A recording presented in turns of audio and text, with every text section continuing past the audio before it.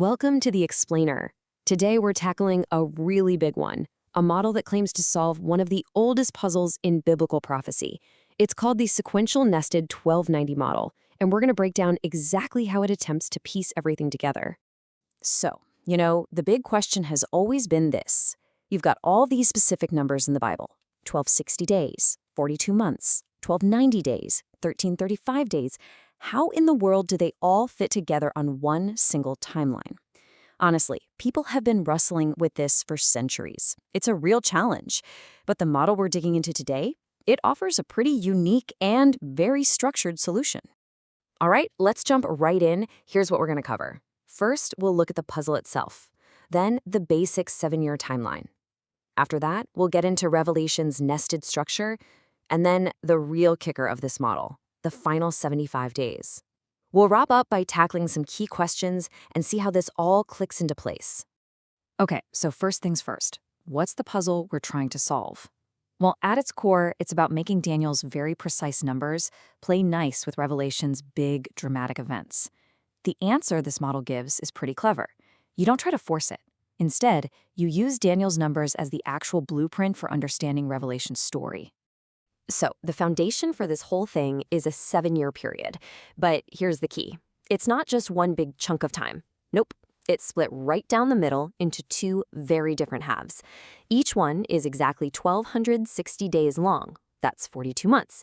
And believe me, what goes on in each half could not be more different. And when I say different, I mean night and day. The first half, that's all about this deceptive religious and political system. You got the temple up and running, sacrifices are happening, but then, bam, a massive shift. The second half is when the beast takes over with his overt, tyrannical 42-month reign. Suddenly, Jerusalem is being trampled, and those temple sacrifices, they're stopped cold. Okay, so where do the judgments from Revelation, the seals, trumpets, and bowls fit into all this? According to this model, they're not just a simple list of things that happen one after another. Think of them more like Russian nesting dolls. Each set of judgments opens up to reveal the next one inside. Here's how that plays out.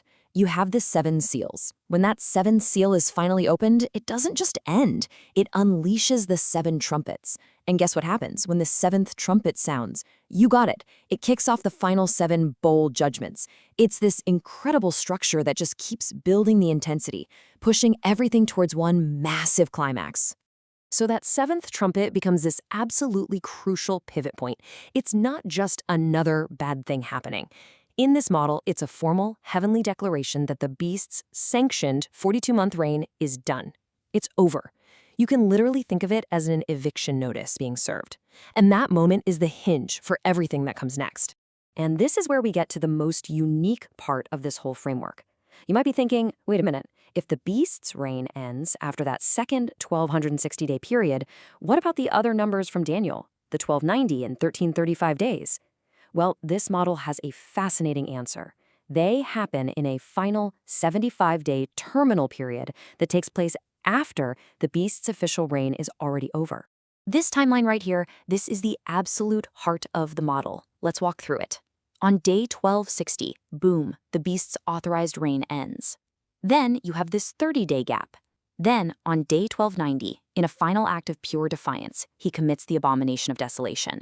That single act kicks off a 45-day period of unbelievable crisis, which finally ends on day 1335, with a special blessing for those who made it through. Now, it's super important to understand what this model says the Abomination of Desolation is. It is not the event that starts the beast's power. Far from it. Instead, it's his last desperate, blasphemous act after his sanction time is up. He marches into the temple, which this model says was actually protected until this very moment, and demands to be worshipped. That act right there is the trigger for what the Bible calls the Great Tribulation.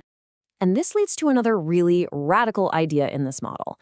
The Great Tribulation, it's not a 3.5-year ordeal. No, it's a very specific, super intense 45-day window. It runs from day 1290 to day 1335.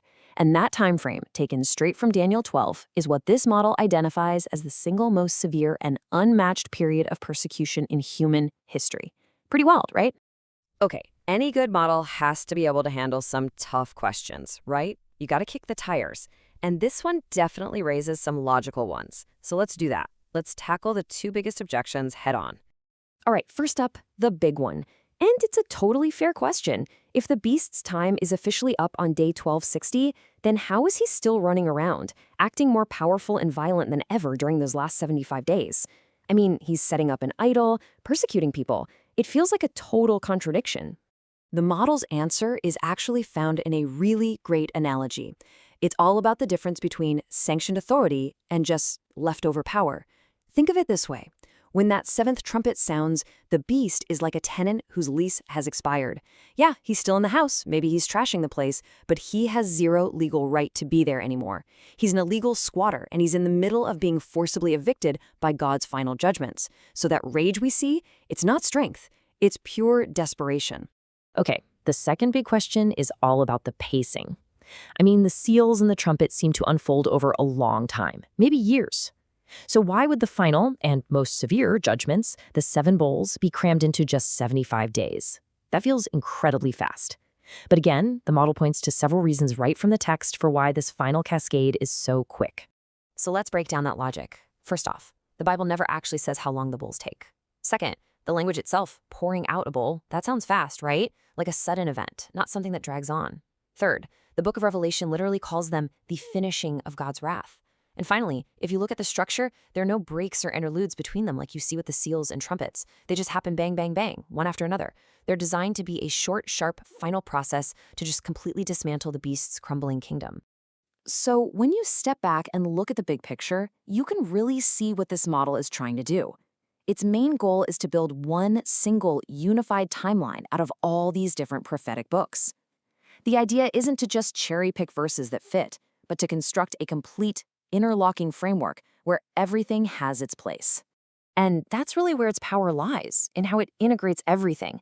It grabs the precise numbers from Daniel, the order of events from Matthew, and that nested structure from Revelation, and it weaves them all into a single story. But its biggest strength, you could argue, is that clear-cut distinction between the beast's sanctioned reign and that final chaotic 75-day crisis. When you see it that way, suddenly it feels like every piece of the puzzle just clicks into place. So we end right back where we started. Does this timeline actually solve one of prophecy's oldest puzzles? Well, by offering a specific spot for every number and every major event, the sequential nested 1290 model for sure makes a compelling argument. It's a solution that tries to stick to the text, and it definitely leaves us with some pretty deep implications to think about.